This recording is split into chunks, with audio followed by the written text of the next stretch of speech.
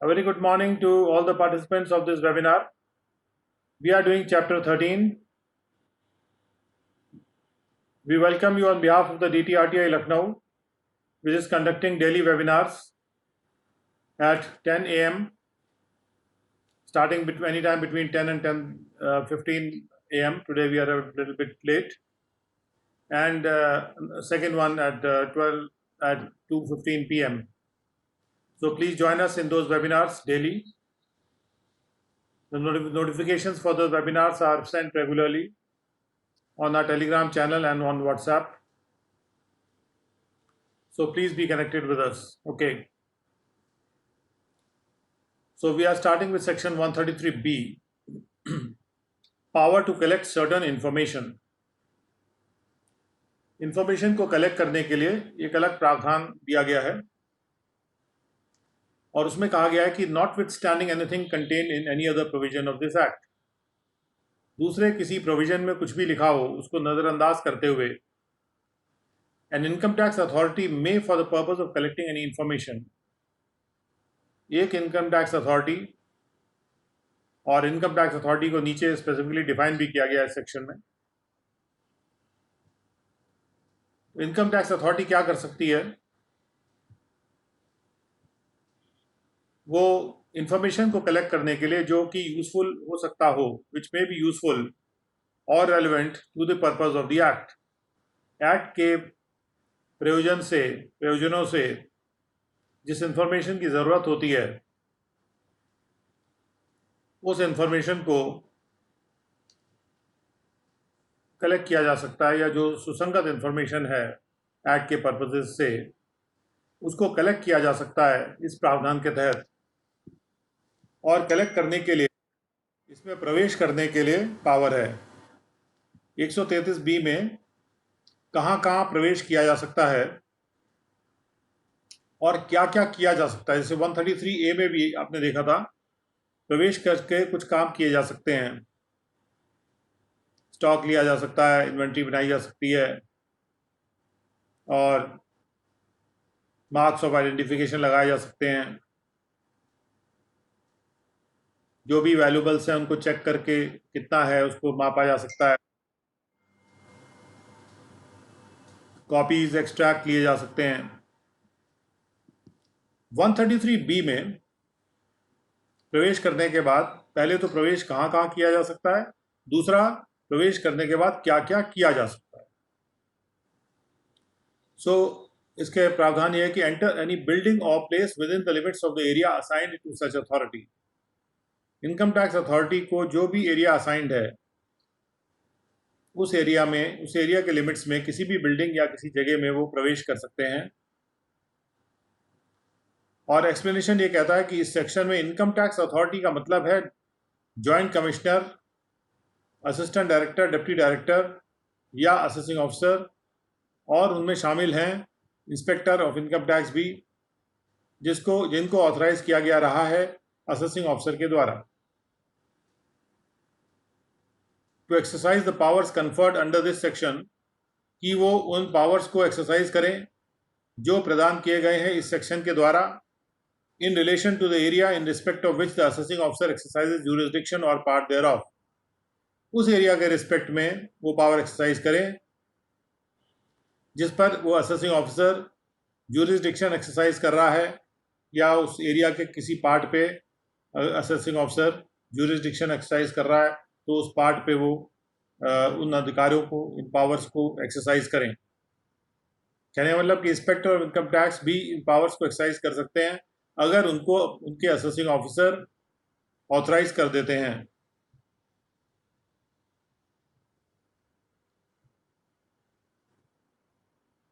उसके बाद ये जो इनकम टैक्स अथॉरिटीज़ हैं जो कि इस सेक्शन के द्वारा एम्पावर्ड हैं या जो ऑथराइज करके उस पावर को एक्सरसाइज कर सकती हैं, वो प्रवेश कर सकते हैं किसी भी बिल्डिंग या प्लेस में जो उस एरिया के, जो उस अथॉरिटी को एरिया असाइंड है, और वो प्रवेश कर सकते हैं बिल्डिंग या जगह में जो कि किसी ऐसे व्यक्ति के द्वारा ऑक्यूपाई की जा रही है जिसके रिस्पेक्ट में वो income tax authority jurisdiction exercise करते हैं।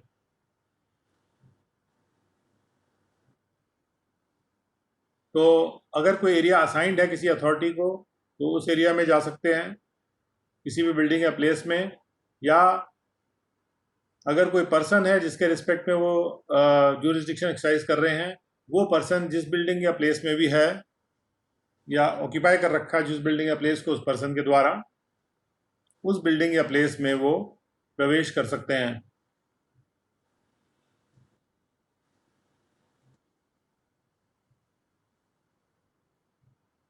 तो यहाँ पर इसके बाद सेंटेंस कंटिन्यू हो रहा है और इसमें कहा जा रहा है एट विच अ बिजनेस और प्रोफेशन इज कैरिड ऑन, और उस जगह में जा सकते हैं जहाँ पर बिजनेस या प्रोफेशन चलाया जा रहा है। उसके घर में नहीं जा सकते या किसी और के घर में नहीं जा सकते, ऐसी जगह भी नहीं जा सकते जहाँ बिजनेस और प्रोफेशन नहीं चलाया जा रहा, लेकिन जहाँ बिजनेस या प्रोफेशन चलाया जा रहा है केवल वहीं जा सकते हैं। Whether such place be the principal place or not of such business, भले ही वो जगह मुख्य जगह है कि नहीं है उस बिजनेस या प्रोफेशन की, उससे फर्क नहीं पड़ता है। And require any proprietor employ or any other person, और प्रवेश करने के बाद वो इनकम टैक्स अथॉरिटी या जो ऑथराइज पर्सन है वो जरूरी कर सकते हैं, रिक्वायर मतलब जरूरी कर सकते हैं किसी भी प्रोप्राइटर एम्प्लॉय या किसी और पर्सन के लिए जो उस समय और उस जगह पे अटेंड कर रहा हो किसी भी तरीके से, who may at that time and place be attending in any manner to or helping in, या मदद कर रहा है to the carrying on of the such a business or profession, business या प्रोफेशन के कैरी आउट करने में जो कोई भी मदद कर रहा है या उसमें उस पर अटेंड कर रहा है किसी भी प्रकार से, उस व्यक्ति के लिए जरूरी कर सकते हैं कि to furnish such information as may be prescribe, कि वो प्रेस्क्राइब्ड इंफॉर्मेशन को फर्निश करे।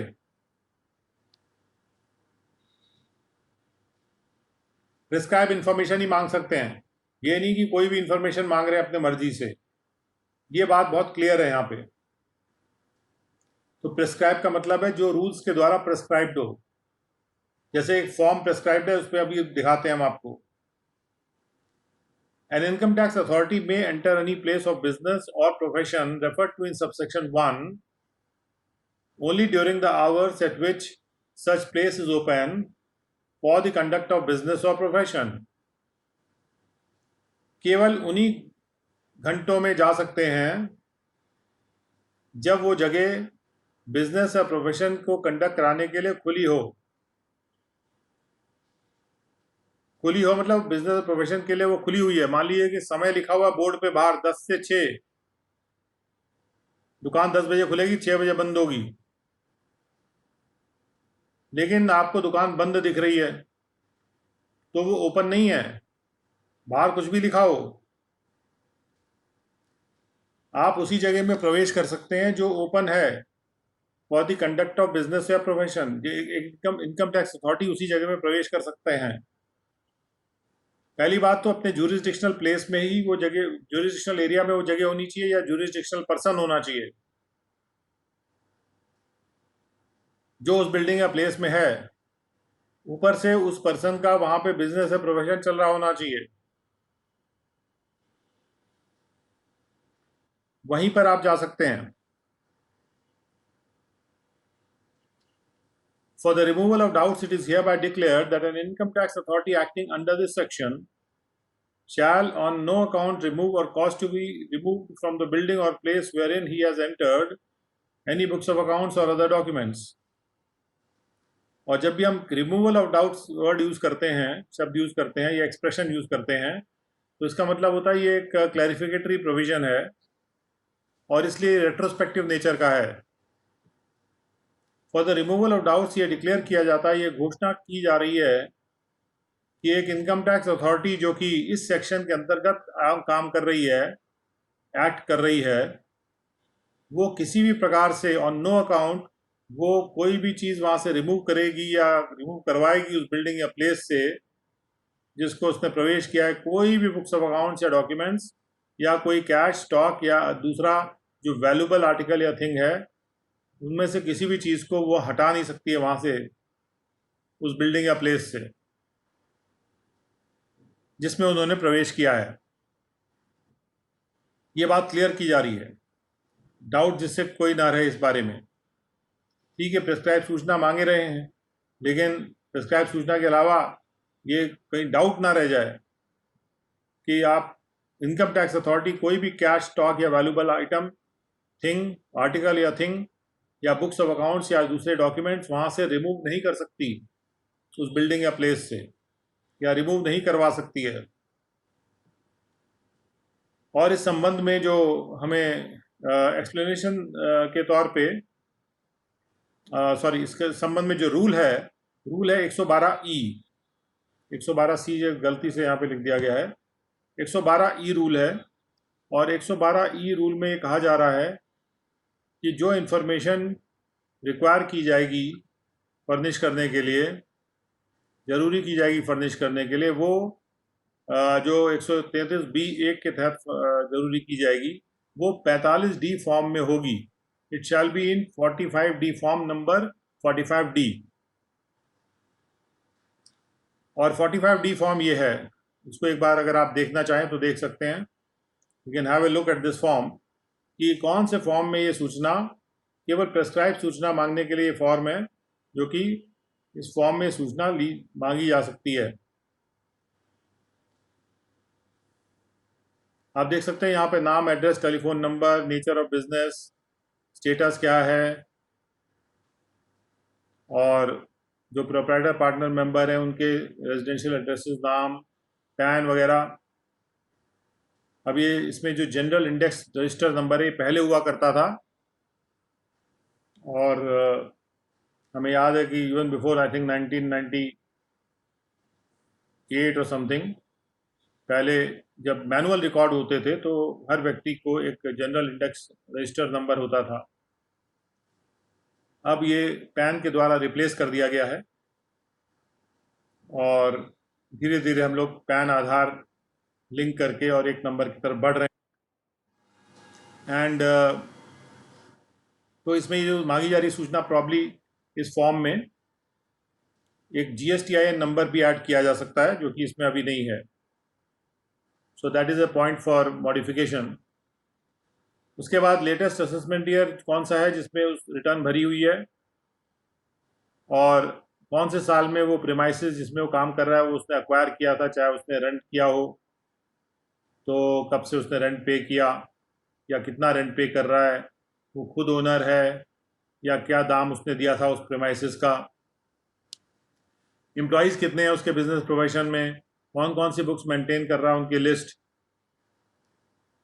नंबर ऑफ बैंक अकाउंट जो मेंटेन करता है उनके नेचर क्या है, किस तरह के अकाउंट हैं, और कंसर्न बैंक के नाम और एड्रेस, उसकी ग्रॉस सेल रिसीट्स कितनी है पिछले साल की और इस साल की, उसका सेल्स टैक्स का रजिस्ट्रेशन नंबर क्या है, स्टॉक की वैल्यू क्या है 31 मार्च को, या आज उस तारीख में स्टॉक की वैल्यू क्या है, और particulars of cars and other vehicles if any owned by the business profession, कौन कौन सी कारें या व्हीकल्स ओन कर रहा है वो बिजनेस या प्रोफेशन, और income from all the sources for the immediately preceding year, सारे सोर्सेज से कितनी इनकम आ रही है। उसके बाद एक इसमें वेरिफिकेशन वाला पार्ट भी है जो उसको कंप्लीट करना है, और यहाँ लिखा है कि जिस एसएससी ने रिटर्न भर दिया है पिछले असेसमेंट ईयर से, उसको ये 7 से 14 कॉलम नहीं भरने की ज़रूरत पड़ेगी।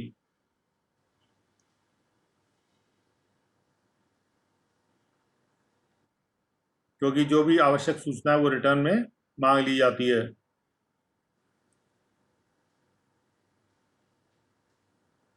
Particulars of cars and other vehicles if any owned by the business and profession. तो या इस तरह से ये फॉर्म यहाँ पे डिज़ाइन किया हुआ है जो कि इस फॉर्म में सूचना दी जा सकती है। अब यहाँ पे जो स्टॉक की बात आ रही है, स्टॉक कितना है, as on this date stock कितना है, तो ये अप्रॉक्सीमेट देना है, ये कोई इसके लिए टोटल वहाँ पे इन्वेंट्री नहीं लेनी है। यहाँ पर इन्वेंट्री लेने का कोई पावर नहीं है, ना ही कोई मार्क्स ऑफ आइडेंटिफिकेशन लगाने का कोई पावर है। पावर बहुत लिमिटेड है, प्रिस्क्राइब्ड फॉर्म है, उस प्रिस्क्राइब फॉर्म को भरा के लेना है एसएससी से प्रॉपर वेरिफिकेशन के साथ, और वो पर्टिकुलर जो कि प्रिस्क्राइब पर्टिकुलर है उनके साथ। तो एक सीमित पावर है यहाँ पे, और उसी सीमित पावर को इस सेक्शन के तहत एक्सरसाइज किया जाता है। 133 बी है। उसके बाद 133 सी पे आते हैं। And this is power to call for information by prescribed income tax authority. Prescribed income tax authority information call for कर सकती है। The prescribed income tax authority may, for the purposes of verification of information in its possession, जो भी information किसी income tax authority के possession में है, और मैं आपको यहाँ पे ध्यान दिला देना चाहता हूँ कि अगर हम income tax authority word use कर रहे हैं, तो यदि उस सेक्शन में वो वर्ड अलग से नहीं डिफाइन किया गया तो हमें देखना होगा कि क्या वो शब्द कहीं और डिफाइन किया गया है, उस तरह से उसको ग्रहण करना पड़ेगा। कनिष्का 160 ने हैंड रेज किया है, आप पूछिए प्रश्न अपना। इनकेस आपका प्रश्न है तो पूछ सकते हैं, अदरवाइज आप चैट बॉक्स में भी लिख सकते Sir, I typed my question in the chat box. हैं। अच्छा, मैं देखता हूँ, एक minute. Let me see the question. How do we know when to apply 133A or B as an AO, as 133B does not permit taking the books of accounts? Okay, आपका प्रश्न ये है कि हमें कैसे पता चलेगा कि हम 133A के तहत एक्शन लें या 133B के तहत एक्शन लें, क्योंकि 133B हमको ये नहीं परमिट करता है कि हम कोई बुक्स ऑफ अकाउंट्स वहाँ से ले आएं। ओके, इसके जवाब में मैं ये कहना चाहता हूँ कि 133B का जो पावर है वो बहुत स्पेसिफिक पावर है। जो काम 133B में किया जाना है वो केवल इतना है कि प्रिस्क्राइब फॉर्म में इंफॉर्मेशन ली जा सकती है, बस। एंटर करने का मतलब ये नहीं कि उसके दुकान में अगर एंटर कर लिया तो आप कुछ भी कार्य उसके बाद कर सकते हैं। एंटर करने के बाद क्या करना है वो सेक्शन में प्रिस्क्राइब्ड है, और यहाँ पर ये लिखा है कि केवल प्रिस्क्राइब्ड इंफॉर्मेशन दी जा सकती है इस सेक्शन के तहत। कोई भी बुक्स ऑफ अकाउंट्स या कोई कैश स्टॉक वैल्यूबल आर्टिकल या चीज थिंग जो है वहाँ से निकाली नहीं जा सकती। इवन 133A में भी ये चीज़ें वहाँ से हटाई नहीं जा सकती, लेकिन वहाँ पे आपको ये पावर है। अच्छा, इम्पाउंड भी करके आप नहीं ला सकते हो, वो तो पावर नहीं है, 133A में भी नहीं है। लेकिन क्या है कि 133A में आप एक्सट्रैक्ट ले सकते हैं और कॉपीज़ ले सकते हैं और मार्क्स ऑफ आइडेंटिफिकेशन लगा सकते हैं, और जो आइडेंटिफिकेशन मार्क्स आप लगा देते हैं बाद में उनको प्रोड्यूस भी अपने सामने आप करवा सकते हैं असेसमेंट के दौरान या किसी और प्रोसीडिंग के दौरान।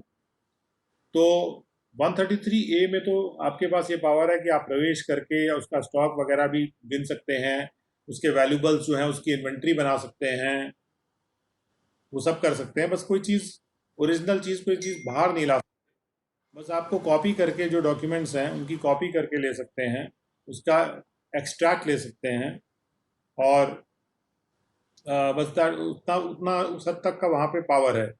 133B का तो पावर 133A के मुकाबले में बहुत ही लिमिटेड है।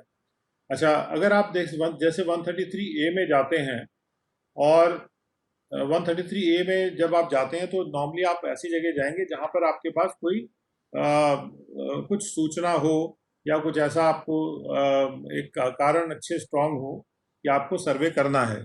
देखिए, कारण हर चीज़ के होते हैं, तो रीजनेबल कारण वैसे होने चाहिए, क्योंकि वहाँ पे अप्रूवल भी आपको लेना है, और अब आपने देखा होगा कि कमिश्नर का अप्रूवल को ज़रूरी कर दिया गया है 133A सर्वे करने के लिए, एक्सेप्ट कि जहाँ पर प्रिस्क्राइब्ड अथॉरिटी से सूचना अगर आई हो तो उसको वेरीफाई करने के लिए आप अगर जाते हैं तो वो उस केस में फिर आपको केवल जॉइंट कमिश्नर का अप्रूवल लेना है। बट अगर 133A में उसके अलावा किसी नॉर्मल वे में आप जाते हैं तो कमिश्नर के अप्रूवल लेके ही आप जा सकते हैं, यानी कोई इनकम टैक्स अथॉरिटी कमिश्नर के अप्रूवल से जा सकती है। अब ये है कि 133B इसलिए बहुत ही लिमिटेड प्रोविजन है, और अगर 133A में कोई एक्शन लिया जाता है मान लीजिए कि 133A में आप जा रहे हैं और उसके बाद आप सोचते हैं कि मैं इसको ये फॉर्म भरा लूँ। मान लीजिए 45D फॉर्म भराना है आपको, तो अगर 45D फॉर्म आप तब भराएंगे जब ऐसा एसएससी हो जो बिल्कुल नए एसएससी होते हैं, तो वहाँ आपको माइंड लगाना है कि अगर ये नया एसएससी है, रिटर्न ही नहीं भर रहा, जो पहले से रिटर्न भर रहा है अपनी, उसको तो उससे 45D फॉर्म भराने का भी कोई पर्पज़ नहीं सिद्ध होता है, क्योंकि वो ऑलरेडी रिटर्न भर रहा है, वो हमारे ऑलरेडी रजिस्टर्स पर है। तो उस केस में फिर भी अगर आप भराना चाहते हैं तो कोई मनाही नहीं है। 45D फॉर्म भराने के लिए इंस्पेक्टर्स को नॉर्मली ऑथराइज कर दिया जाता है और वो जाके दुकान दुकान से फॉर्म भराते हैं, जिससे ये ना हो कि कोई एसएससी अभी बिजनेस भी कर रहा हो और वो हमारे रिकॉर्ड पे भी ना आया हो, उसको ना पैन हुआ है, ना कोई उसको मतलब किसी तरह से वो इनकम टैक्स डिपार्टमेंट के पास ना कोई टैक्स भर रहा है, ना कोई सूचना उसकी इनकम टैक्स डिपार्टमेंट के पास है। तो इस माध्यम से इस फॉर्म को भरा के सूचना आ जाती है, तो धीरे धीरे वो टैक्स का बेस जो है वो बढ़ता जाएगा। तो 133 का बेस बी का इस्तेमाल जो है टैक्स के बेस को बढ़ाने का काम करने के लिए इस्तेमाल किया जाता है। I think that is my clarification for this. Thank you sir. Okay, अब आते हैं 133C पर। 133C में लिखा गया है कि power to call for information by prescribed income tax authority. इसमें प्रेस्क्राइब इनकम टैक्स अथॉरिटी ही कॉल फॉर कर सकती है इंफॉर्मेशन को। तो देखते हैं कि इसके प्रावधान क्या कहते हैं। The prescribed income tax authority, prescribe का मतलब जो रूल्स में प्रेस्क्राइब्ड है 133C के लिए। The prescribed income tax authority may, for the purposes of the verification of information in its possession, purpose क्या है, कोई इंफॉर्मेशन है जो प्रेस्क्राइब्ड अथॉरिटी के पास है और उसका वो वेरिफिकेशन करना चाहते हैं उस इंफॉर्मेशन का, relating to any person, issue a notice to such person, वो उस नोटिस को उस पर्सन को नोटिस इशू कर सकते हैं, requiring him on or before a date to be specified therein, कि जो भी डेट उसमें स्पेसिफाइड है उसके पहले, टू फर्निश द इंफॉर्मेशन और द डॉक्यूमेंट्स, वो इंफॉर्मेशन फर्निश करे या वो डॉक्यूमेंट्स फर्निश करे, verified in the manner specified, जैसे वो उसमें नोटिस में लिखा होगा, स्पेसिफाई किया गया होगा कि इंफॉर्मेशन और डॉक्यूमेंट्स को इस प्रकार से आपको वेरीफाई करना है। विच में बी यूजफुल फॉर, ऐसी इंफॉर्मेशन जो यूजफुल हो सकती हो या रेलिवेंट हो सकती हो किसी भी इंक्वायरी या प्रोसीडिंग के लिए। यहाँ ध्यान दीजिए कि यहाँ पे पर्पसेस ऑफ द एक्ट शब्द नहीं लिखा हुआ, यहाँ लिखा हुआ है इंक्वायरी या proceeding. Purpose of the act जहाँ भी शब्द लिखा हुआ है वहाँ पर कोई जरूरी नहीं है कि इंक्वायरी या प्रोसीडिंग चल रही हो। जैसे आपने देखा कि 133B में जो सूचना ली जा रही है वहाँ पर कोई इंक्वायरी या प्रोसीडिंग की आवश्यकता नहीं है। इंक्वायरी या प्रोसीडिंग जब चल रही होती है तो वो भी एक्ट के पर्पस से होता है, इसमें कोई डाउट नहीं है। लेकिन जहां पर इंक्वायरी या प्रोसीडिंग लिखा हुआ है खास तौर पे, तो वहां इंक्वायरी या प्रोसीडिंग चलती होनी चाहिए। तो इंक्वायरी या प्रोसीडिंग के लिए रेलेवेंट अगर कोई सूचना है और उसको वेरीफाई करने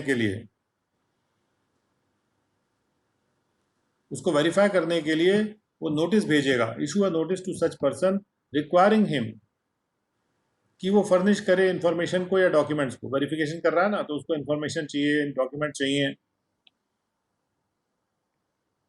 और 133C(1) के तहत वो नोटिस भेजेगा इनकम टैक्स अथॉरिटी जो है, जो प्रिस्क्राइब अथॉरिटी है।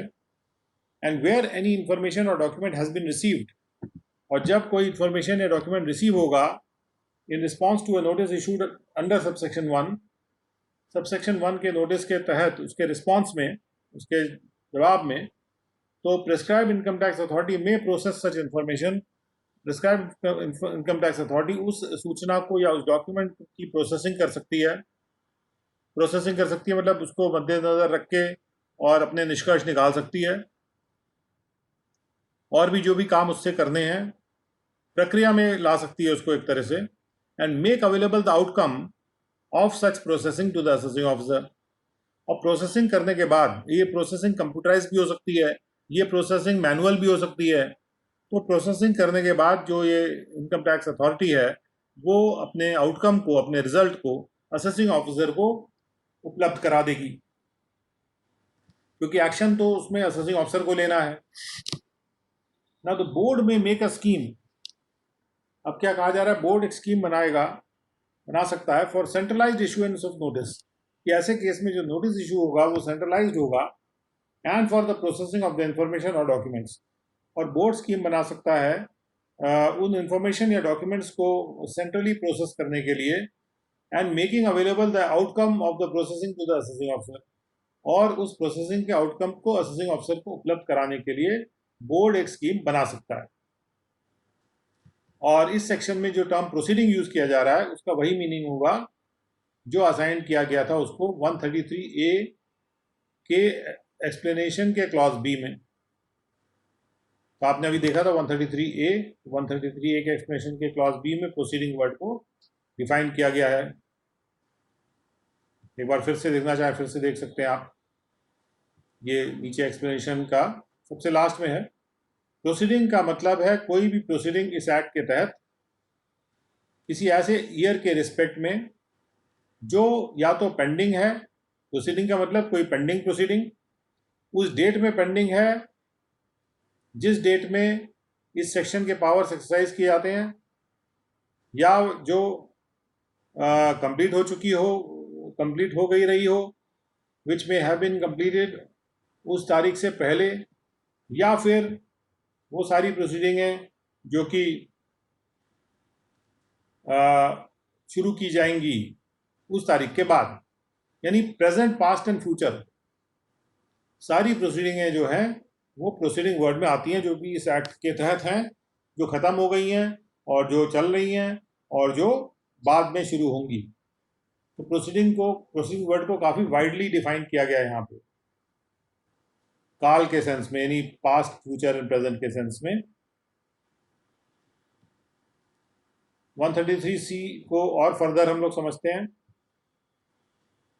इसका एक रूल है, रूल 12D।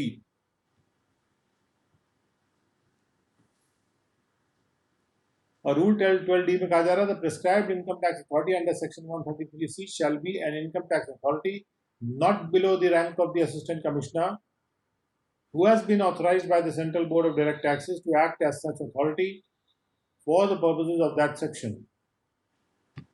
तो 133 सेक्शन के लिए जो अथॉरिटी होती है, इनकम टैक्स अथॉरिटी, वो असिस्टेंट कमिश्नर के रैंक से नीचे नहीं हो सकती है, और वैसी अथॉरिटी होती है जिसको ऑथराइज किया जाता है बोर्ड के द्वारा।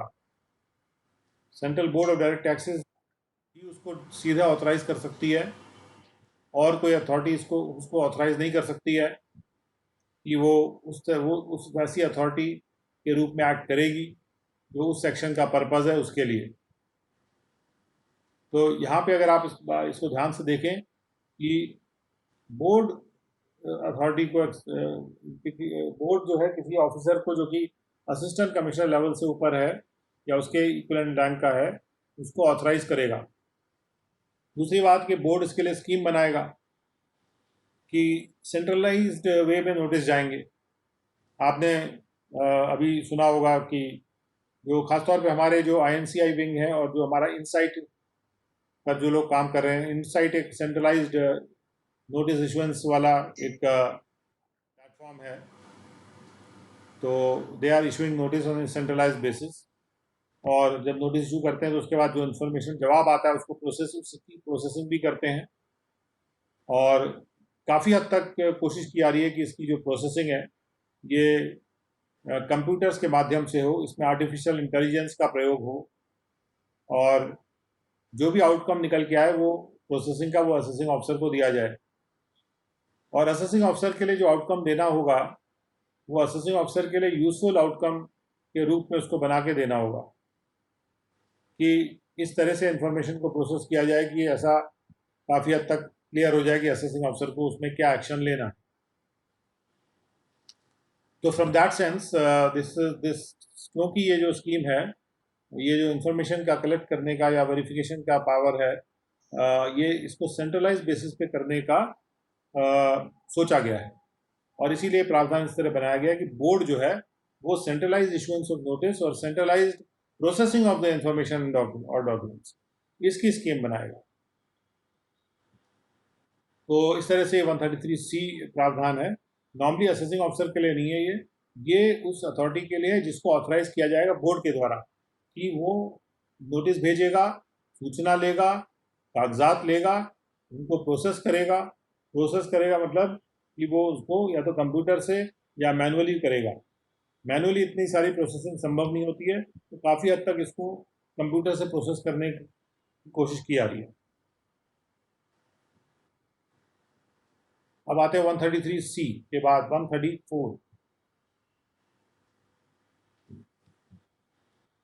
power to inspect registers of the companies. The assessing officer, the deputy commissioner appeals, the joint commissioner or the commissioner appeals, यानी appellate जो दो deputy commissioners and assessing officer or the joint commissioner or any person subordinate to him, या कोई व्यक्ति जो कि उसके subordinate हो, सबॉर्डिनेट टू हिम यानी इन चारों अथॉरिटीज में से इनके सबॉर्डिनेट कोई भी हो, authorised in writing by the assessing of by इन लोगों के द्वारा जिसको ऑथराइज कर दिया गया हो, वो इंस्पेक्ट कर सकता है। मतलब ये लोग तो कर ही सकते हैं, प्लस जो व्यक्ति उनके द्वारा any person subordinate to him, किसी कोई भी बाहर का व्यक्ति नहीं, जो उनके सबॉर्डिनेट है, जो उनके अंतर्गत कार्य कर रहा है, उसको जब वो ऑथराइज करते हैं, and it can be any person. I mean यहाँ ये ऐसा नहीं कि इट कैन बी इंस्पेक्टर और टीए और किस रैंक का होना चाहिए, ऐसा भी नहीं है, but that person should be subordinate. और once he is authorized in writing, he may inspect and if necessary take the copies or cause copies to be taken of the register of the members, debenture holders or the mortgagees of any company or of any entry in such register. तो उसको क्या कर सकता है, inspection कर सकता है और कॉपीज दे सकता है और कॉपीज लिवा सकता है, कॉपी करवा सकता है किसी भी रजिस्टर की, ऐसा रजिस्टर जो कि उस कंपनी के मेंबर्स का हो या उस कंपनी के डिबेंचर होल्डर्स का रजिस्टर हो या उसके जो मोर्टगेजीज हैं उनका रजिस्टर हो, और या पूरे रजिस्टर का कर सकता है या किसी एक आध एंट्री का भी वो कॉपी उससे ले सकता है। तो ये कि जो कंपनी अपने रजिस्टर मेंटेन करती हैं, तो पहले ये प्रावधान ज़्यादा यूज़ होता था जब मैनुअल काम होता था, और अब कई चीज़ों के लिए सूचना ऑनलाइन मिल जाती है, तो उसकी इतना ज़रूरत नहीं पड़ती है इंस्पेक्शन की। लेकिन हाँ, कहीं कहीं जहाँ नई कंपनी बनी है उस केस में कभी कभी इसका इस्तेमाल भी किया जा सकता है। Normally it is generally avoided to authorise anybody who just goes there and checks the registers of any company, unless there is a specific information कि वहाँ पर कोई गलती हो रही है, क्या हो रहा है from that point of view. तो अगर कोई एक्शन इस सेक्शन में भी लिया जाता है, then it should be reasonably recorded in the file why this is being done, not on a regular basis. Now 135. 135 में the power of the PDGIT, DGIT, PDIT or DIT, PCCIT or CCIT or PCIT or CIT and the Joint Commissioner. तो इनमें यहाँ पे जो officers के नाम जो designations लिखी हुई हैं उसमें PCCIT से लेके जॉइंट कमिश्नर तक है, और उसके अलावा PDGIT से लेके डायरेक्टर तक। और इसमें ये कहा गया है कि द प्रिंसिपल डायरेक्टर जनरल और द डायरेक्टर जनरल और दी, ये सारी अथॉरिटीज़ के नाम लिखे हैं जो ऊपर मेंशन है, दे शैल बी कॉम्पिटेंट, मतलब उनको कॉम्पिटेंट किया जा रहा है, यानी एक तरह से उनको ऑथराइज किया जा रहा है यहाँ पे, they shall be competent to make any inquiry under this act and for this purpose shall have all the powers that an assessing officer has under this act in relation to the making of inquiries. तो क्या है कि inquiry करने के लिए एक ओवरआर्किंग power जो higher rank के ऑफिसर्स हैं उनको यहाँ पे दिया गया है, लेकिन इस बात का ध्यान दिया जाए कि यहाँ पे जो पावर्स हैं ये असिस्टेंट डायरेक्टर या जॉइंट डायरेक्टर को नहीं दिए गए हैं, या फिर इन्वेस्टिगेशन विंग के और जूनियर ऑफिसर्स को नहीं दिए गए हैं। इन्वेस्टिगेशन विंग के लेवल पे अगर देखा जाए तो डायरेक्टर तक के पास ही ये पावर है, और जॉइंट कमिश्नर एंड अबव जो असेसिंग अथॉरिटीज़ हैं वहाँ पे जॉइंट कमिश्नर एंड अबव को ये पावर है कि वो कॉम्पिटेंट हैं to make any inquiry under this act, और जो भी असेसिंग ऑफिसर्स हैं उनके अंतर्गत, उन लोगों के अंतर्गत जो भी असेसिंग ऑफिसर है, पावर इसलिए हायर ऑफिसर को दिया जा रहा है कि जो पावर असेसिंग ऑफिसर के पास है वही पावर इंक्वायरी के संबंध में उनके हायर ऑफिसर के पास भी है। तो इंक्वायरी करने का फुल पावर उनके पास भी है, हालांकि असेसमेंट करने का उनके पास पावर नहीं होगा। देखिए, असेसिंग ऑफिसर के पास जो असेसमेंट का पावर है वो उसका एक स्पेसिफिक ज्यूरिसडिक्शन है, और डेफिनेटली जहाँ भी डाउट होता है वो पर्टिकुलर सेक्शंस के तहत वो एडवाइस मांग सकते हैं अपने सीनियर अफसर्स का। सीनियर अफसर्स एडमिनिस्ट्रेटिवली भी उनके कार्य को देख सकते हैं और उनकी फाइल पर को पूरा पढ़ सकते हैं। उनकी फाइल को पढ़ने पे कोई रोक नहीं है सीनियर अफसर्स के लिए, और इनफैक्ट ये प्रेफरेबल मोड भी है, होना भी चाहिए। लेकिन जहाँ तक इंक्वायरी करने की बात है, बिल्कुल कंकरेंट पावर्स हायर ऑफिसर्स के पास हैं, वो कोई भी इंक्वायरी उन सब केसेस में कर सकते हैं जो कि असेसिंग ऑफिसर कर सकते हैं। shall have all the power that an assessing officer has under this act in relation to the making of the inquiries। Assessing officer के पास जो जो पावर्स हैं, इन लोगों का जो भी ज्यूरिसडिक्शन है, अपने अपने ज्यूरिसडिक्शन में वो सारे वो पावर्स इंक्वायरी करने के एक्सरसाइज कर सकते हैं जो असेसिंग ऑफिसर को पावर्स मिले होते हैं इंक्वायरी वगैरह करने के लिए।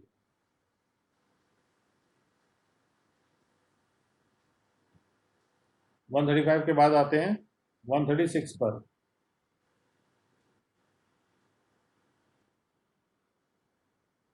Proceedings before the income tax authorities to be judicial proceedings।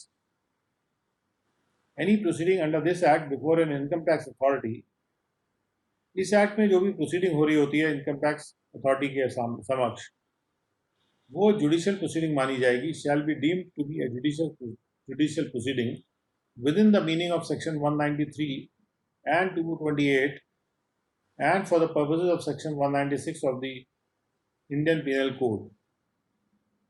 तो सेक्शन 193 और सेक्शन 228 और जो सेक्शन 196 है इंडियन पीनल कोड के, उसके कनेक्शन में, and every income tax authority shall be deemed to be a civil code for the purposes of section 195। और हर इनकम टैक्स अथॉरिटी एक सिविल कोड माना जाएगा सेक्शन 195 के पर्पज से, but not for the purposes of chapter 28 of the code of criminal procedure. लेकिन यहाँ पर जहाँ सेक्शन 195 लिखा हुआ है, ये कोड ऑफ क्रिमिनल प्रोसीजर की बात हो रही है, तो कोड ऑफ क्रिमिनल प्रोसीजर के पर्पज से, सेक्शन 195 के पर्पज से कोड ऑफ क्रिमिनल प्रोसीजर के वो सिविल कोड माना जाएगा। तो let us go through these sections. Indian penal code का देखते हैं, section 196 of the Indian penal code.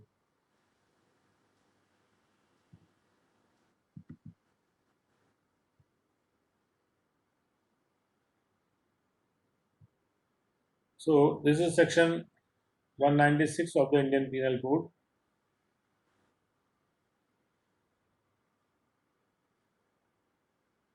Using evidence known to be false। So whoever corruptly uses or attempts to use as true or genuine any evidence which he knows to be false or fabricated shall be punished in the same manner as if he gave or fabricated the false evidence।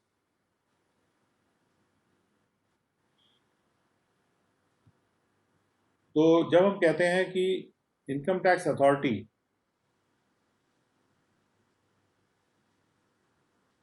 के सामने जो proceeding चल रही है under this act, वो एक judicial proceeding मानी जाएगी within the meaning and for the purposes of this section 196 of the Indian penal code. हम ऐसा कहते हैं, तो सेक्शन 196 के पर्पस से वो जुडिशियल प्रोसीडिंग मानी जाएगी। का मतलब ये है कि वो जो अथॉरिटी है वो इसको जुडिशियल प्रोसीडिंग मान के और उस क्राइम के लिए एक्शन ले सकती है।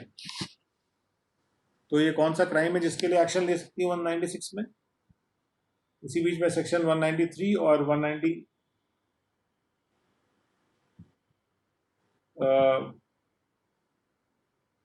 भी खोल देता हूं। ये सेक्शन 193 है इंडियन पीनल कोड। सेक्शन 193 है कि पनिशमेंट फॉल्स एविडेंस, और अभी आपने देखा सेक्शन 196 है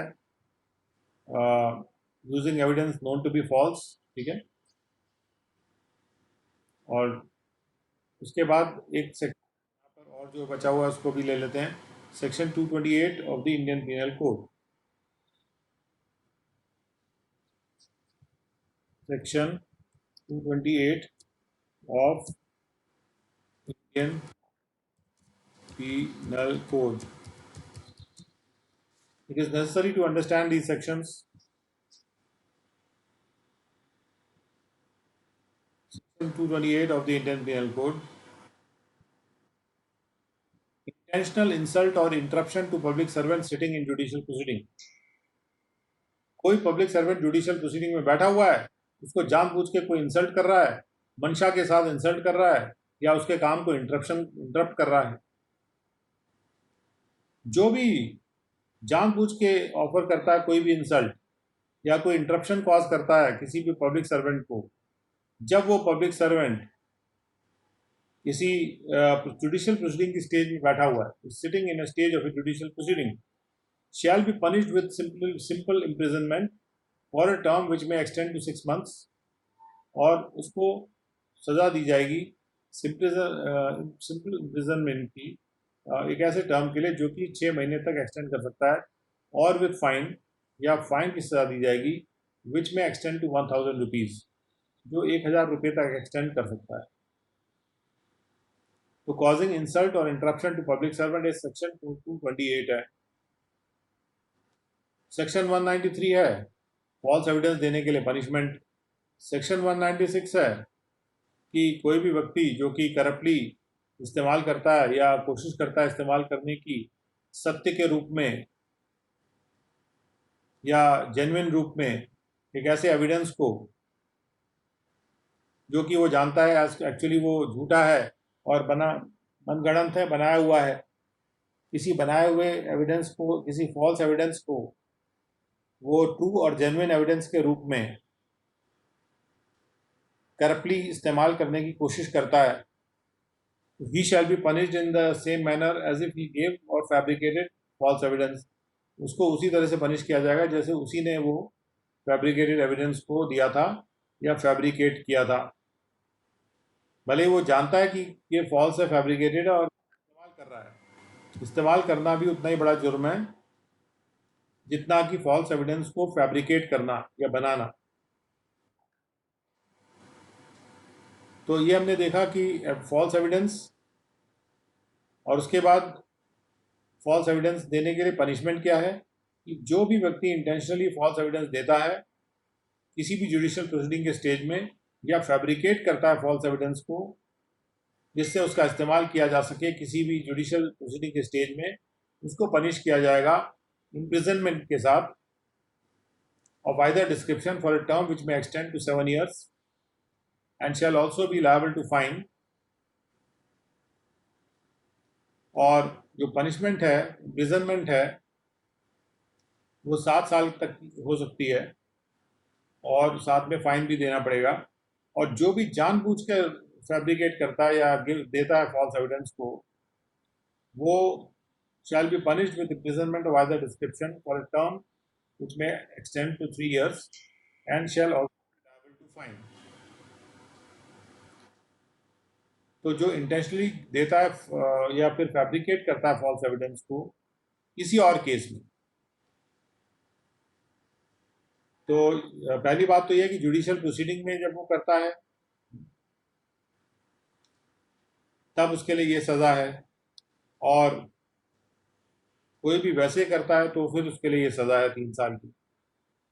फॉल्स एविडेंस को यूज़ करता है, फैब्रिकेट करता है, देता है। और इसका जैसे एक्सप्लेनेशन 1 दिया हुआ है कि trial before a court martial is a judicial proceeding. Explanation 2 है investigation directed by law preliminary to a proceeding before a court of justice is a stage of a judicial proceeding, though that investigation may not take place before a court of justice. Investigation जो कि law के द्वारा direct किया जा रहा है कि वो कोर्ट ऑफ जस्टिस से की प्रोसीडिंग से पहले होना चाहिए, वो भी उस जुडिशियल प्रोसीडिंग की एक स्टेज माना जाएगा। जैसे इलस्ट्रेशन दिया हुआ कि एक इंक्वायरी में एक मजिस्ट्रेट के सामने ये पता लगाने के लिए कि एक जेड का ट्रायल कमिट होना चाहिए कि नहीं होना चाहिए, जेड को ट्रायल में कमिट किया जाना चाहिए कि नहीं किया जाना चाहिए, ये पता लगाने के लिए ये व्यक्ति जो है एक ओथ देता है, ओथ के तहत एक स्टेटमेंट देता है जो वो जानता है कि फॉल्स स्टेटमेंट है। अब चूंकि ये इंक्वायरी एक जुडिशियल प्रोसीडिंग का स्टेज है, तो ए ने वहाँ पे फॉल्स एविडेंस एक जुडिशियल प्रोसीडिंग में दिया है, ये मान लिया जाएगा। उसके बाद एक एक्सप्रेशन 3 है कि कोई भी इन्वेस्टिगेशन जो कोर्ट ऑफ जस्टिस डायरेक्शन दे रहे हैं करने के लिए अकॉर्डिंग टू लॉ और and is conducted under the authority of court of justice, वो भी इन्वेस्टिगेशन भी एक स्टेज ऑफ जुडिशियल प्रोसीडिंग है जहाँ पे कोर्ट ऑफ जस्टिस ही उसको ऑर्डर कर रहे हैं। और इसका इलस्ट्रेशन ये है कि कोई भी किसी भी इंक्वायरी में एक ऑफिसर के सामने जो उसको कोर्ट ने डिप्यूट किया था ये पता लगाने के लिए ऑन द स्पॉट कि भाई लैंड की बाउंड्री किस तरह से हैं, तो उस इंक्वायरी में ये एक अंडर ओथ एक स्टेटमेंट दे देता है which he knows to be false.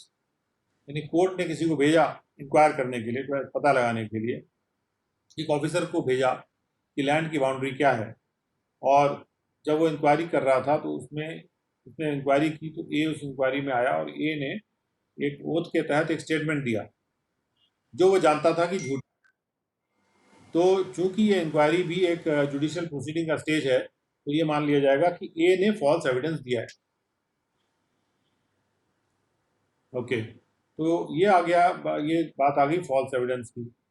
उसके बाद हम जरा देख लेते हैं सेक्शन 195।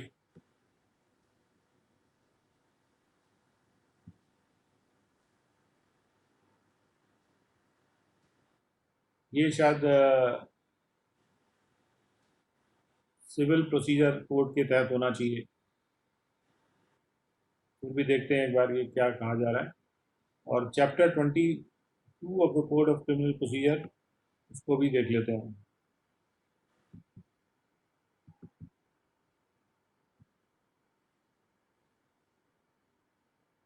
ये कोड ऑफ क्रिमिनल प्रोसीजर है और उसका chapter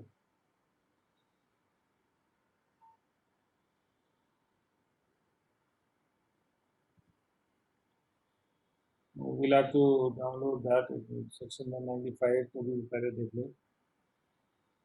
section 195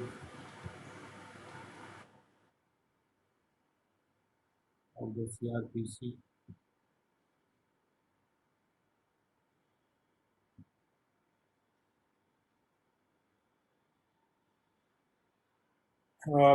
prosecution for contempt of lawful authority of public servants, offences against public justice and for offences relating to documents given in evidence। तो वो जो सेक्शन 195 का रेफरेंस है that is for the code of criminal procedure, और वहाँ पे लिखा हुआ है कि ये इस बारे में है कि जब प्रोसिक्यूशन होता है, जब भी किसी लॉफुल अथॉरिटी जो पब्लिक सर्वेंट्स की है उसका कंटेम्प्ट किया जाता है, या फिर ऐसे ऑफेंसेस जो कि पब्लिक जस्टिस के खिलाफ हैं, और ऐसे ऑफेंसेस के लिए जो कि डॉक्यूमेंट दिए गए एविडेंस में हैं उनके सिलसिले में अगर है तो उसके प्रोसीजर के बारे में है।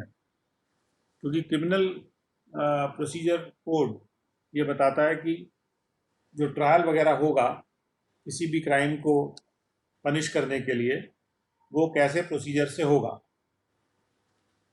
तो जब हम कहते हैं ये प्रोसीजर है 195 सेक्शन में कि जो एविडेंस दिए जा रहे हैं झूठे, उसके लिए प्रोसीजर क्या होगा।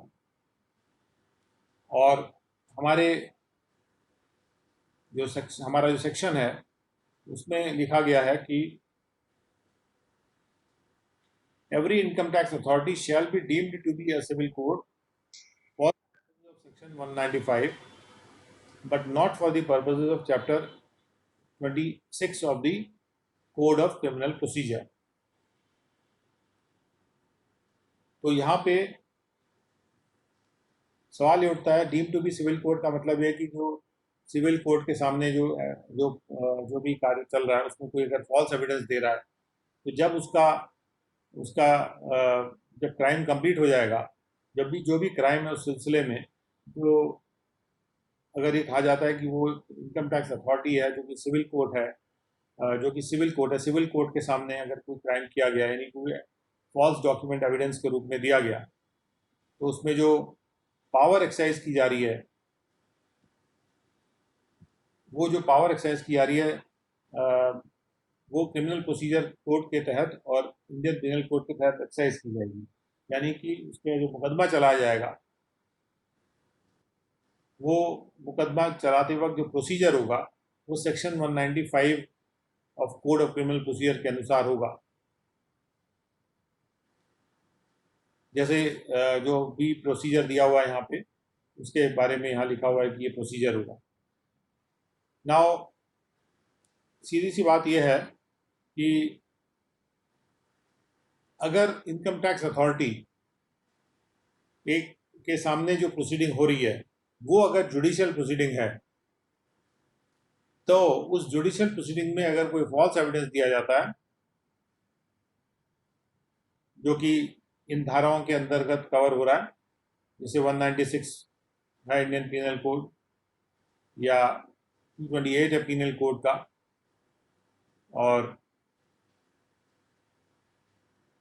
228 196 है, और 195 में इसका प्रोसीजर दिया हुआ है, और 193 भी है इंडियन पिनल कोड का। तो 193 of the Indian penal code, 96 of the Indian penal code and 228 of the Indian penal code, इन तीनों सेक्शंस में पिनल कोड के जो कार्रवाई होती है, कार्रवाई के लिए सेक्शन 195 क्रिमिनल प्रोसीजर कोड का, तो उस जो भी कार्रवाई होगी वो उस प्रोसीजर से होगी जो कि 195 में मेंशन्ड है, और जो धाराएं यूज की जाएंगी वो होगी 193, 196 एंड 228, जिसके तहत जो पनिशमेंट प्रूव होगा और उस पर कार्रवाई की जाएगी। तो यदि कोई इनकम टैक्स अथॉरिटी के सामने प्रोसीडिंग जुडिशियल प्रोसीडिंग है और वो income tax authority deem to be civil court है जिसके सामने वो फॉल्स एविडेंस रखा गया, तो उस सिलसिले में कैसे वो पनिश होगा उसके अनुसार रिपोर्ट बना के वो ऑफिसर कंसर्न जुडिशियल जज को भेज सकता है, जो उसके ऊपर मुकदमा चला के और उसके खिलाफ कार्रवाई कर सकते हैं। जो भी जुरिस्डिक्शनल जज हैं जो ऐसे क्राइम्स के लिए बने होंगे, उनके पास वो रिपोर्ट जाएगी, ये ऐसा ऐसा हमारे सामने हुआ, इसने इस व्यक्ति ने ऐसा ऐसा किया, एविडेंस के साथ और सब चीज़ों के साथ, कागज़ों के साथ वो रिपोर्ट बना के भेजेंगे जुडिशियल ऑफिसर को, जो भी जज है जो कि उस पर मुकदमा चलाएंगे, और मुकदमा चला के वो उसके लिए अपना पनिशमेंट को तय करेंगे। इस पर्पस के लिए यहाँ पे बात डाली गई है कि कोई भी प्रोसीडिंग इस एक्ट में, कोई भी जो इनकम टैक्स अथॉरिटी के सामने जो चलाई जाती है वो जुडिशियल प्रोसीडिंग मानी जाती है इन सेक्शंस के लिए, यानी जब जहाँ पे फॉल्स एविडेंस या फॉल्स डॉक्यूमेंट प्रोड्यूस हो रहा है उस सेक्शन के लिए, और कोई भी इनकम टैक्स अथॉरिटी जो है सिविल कोर्ट मानी जाती है, और इस प्रकार से उसके खिलाफ फिर कार्रवाई की जा सकती है। सेक्शन 195 के लिए वो सिविल कोड माना जाता है, और not for the purpose of chapter 26 जहाँ तक बात है ये उतना रेलिवेंट नहीं है, लेकिन इसको फिर भी हम लोग देख लेंगे कि इसका क्या मीनिंग यहाँ पे उद्धृत हो रहा है। तो let us just go through the chapter 26 of the code of criminal procedure. Let me see if I can download it for you. Download criminal procedure code so that we can go through the section 26 chapter 26 of it. ये यहाँ पे code of criminal procedure इसी यहाँ से अगर मिल जाता है हमको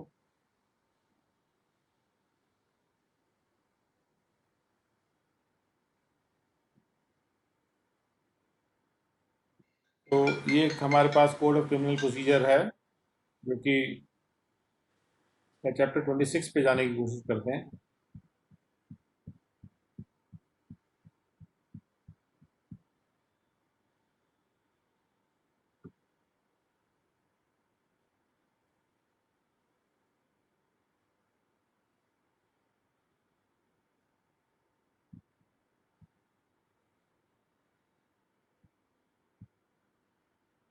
ये chapter 35 we'll go back to chapter 26.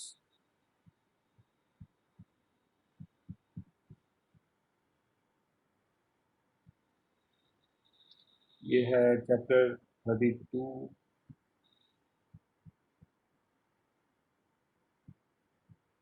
Just second इसको क्लैरिफाई कर ही लिया जाए क्या है.